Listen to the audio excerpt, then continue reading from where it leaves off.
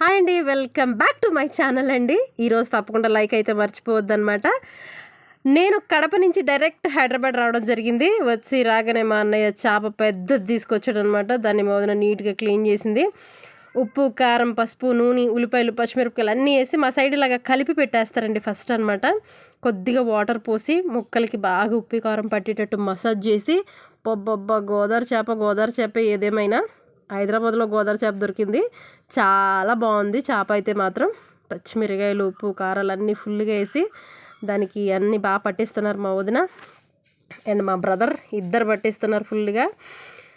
చాలా బాగా వేడివేడిగా కుతమని చక్కగా ఉడుకుతుందనమాట. ఇప్పుడే ఉడుకు పట్టిందండి. ఉప్పు కారాలు వేసిన తర్వాత లైట్గా స్టార్ట్ అయిందనమాట.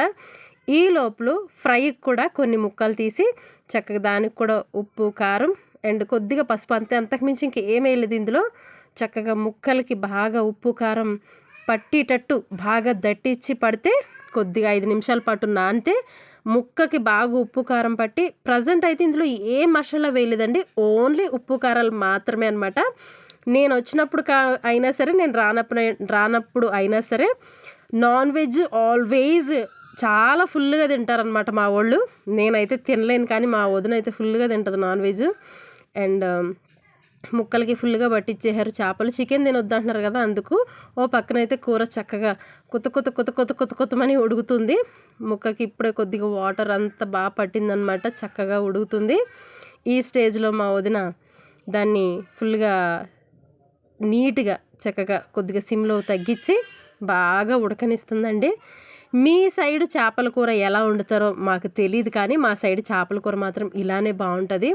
పొగలు వచ్చేటప్పుడు తినేటప్పుడు నాకు చాలా ఇష్టం. చల్లారితే చేపల కూర చాలా బాగుంటుంది అంటారు, బట్ నేను తినను చల్లారినప్పుడు. ఇలా వేడివేడిగానే చాలా బాగుంటుంది. అలాగే ఇప్పుడు ఇలా మరుగుతున్నప్పుడు తిను అల్లం ఎల్లుల్లిపాయ పేస్ట్ వేస్తుంది. నేనైతే వేయను, మా వదిన అయితే వేస్తుంది అనమాట.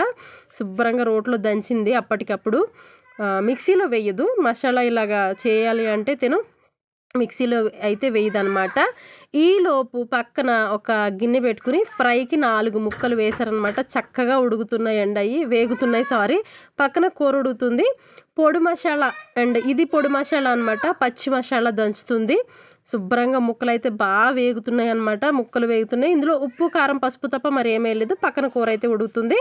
వేపిన ముక్కలు వేపిని గిన్నెలోకి తీసిన తర్వాత అదే ఆయిల్లో అల్లం వెల్లిపాయ పేస్ట్ వేసిందండి. అదే ఆయిల్లో వేసి దాన్ని పచ్చివాసన పోయేంత వరకు ఉంచింది. ఇది పొడి మసాలా చేసుకుందండి. ధనియాలు, ఎల్లుల్లిపాయ, జీలకర్ర సంథింగ్ వగేరా ఆ పొడి మసాలా ఇందులో వేసేసింది అనమాట. ఆ పొడి మసాలా కూడా వేసి చక్కగా ఫ్రై చేసుకుంది. ఫ్రై చేసిన తర్వాత గుప్పుడు ఫుల్గా కొత్తిమీర కూడా అందులో వేసేసింది. నేనైతే ఈ స్టైల్లో చేయను, తక్కువ. నేను ఫిష్ ఫ్రై అంటే చాలా తక్కువ అనమాట, కానీ ఈ స్టైల్లో అయితే నేను చేయను. 3 కలిపి పచ్చివాసన పోయేంత వరకు చక్కగా బాగా వేగనిచ్చింది. అలా వేగిన తర్వాత ఇది ఫ్రై కోసం తీసుకున్న ఏంటంటే ఓన్లీ ఆ ముక్కలకి మాత్రం ఆ ఆయిల్ ఏమీ సపరేట్ చేయకుండా ఆ ముక్కలు కూడా ఇందులోనే కలిపేసింది అనమాట. మొత్తం ఫ్రైకి తీసుకున్న ముక్కలు ఇందులో కలిపేసింది. అదిగో చూసారా, దోరగా బంగారపు రంగు వచ్చేంత వరకు బాగా వేపుకుంది. ఇప్పుడు ఆ ముక్కలు కూడా ఇందులోకి ట్రాన్స్ఫర్ చేసేసింది. ఆ ముక్కలకి పట్టేటట్టు ఒక్కొక్కటి నెమ్మదిగా వేసుకుంది. చక్కగా చాలా బాగా క్రిస్పీగా వచ్చినాయండి, భలే వచ్చినాయి క్రిస్పీగా. ఆ ముక్కలన్నీ అందులో వేసేసుకుని గరిటతో తిప్పింది కానీ అవ్వలేదు. ఇలా పట్టుకుని కుదిపితే ముక్క ఎరగకుండా ఉంటుంది అనమాట.